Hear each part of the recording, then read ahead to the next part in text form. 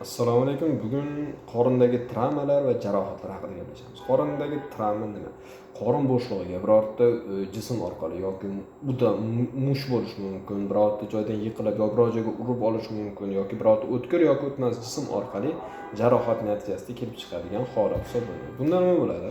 Qorinda kuchli og'riq, qorinda shish va qorin ichida qon ketish, balkim yuzaki, balkim ichki bo'lishi mumkin. Agar jarohatlar yuzaki bo'ladigan bo'lsa, ostida bo'lsa, qorin ostida ichki qon ketishi bo'lishi mumkin, qon talashlar shu bilan birgalikda kechadi.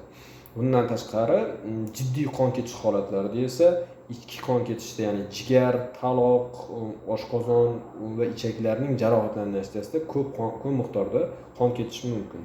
Bunday holatlarni faqatgina ultratovush tekshiruvi, kompyuter tomografiyasi va laborator tahlillar, rentgen yordamida aniqlashimiz mumkin.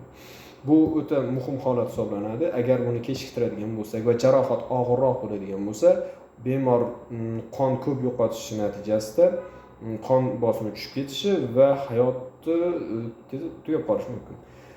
Hayot uchun xavfli bo'lishi mumkin. Shuning uchun birorta jarohat yetdimi, u kuchli udar yoki kuchsiz udar, tezlik bilan shifokorga murojaat qilishni va o'zingiz uchun, sog'lig'ingiz uchun tekshirtirib qo'yishingizni so'rab qo'ygan bo'lardim. Ismim Shukurjon, xirurgman. Har kuni biror kasallik haqida ozgina ma'lumot berib borishga harakat qilaman. Rahmat.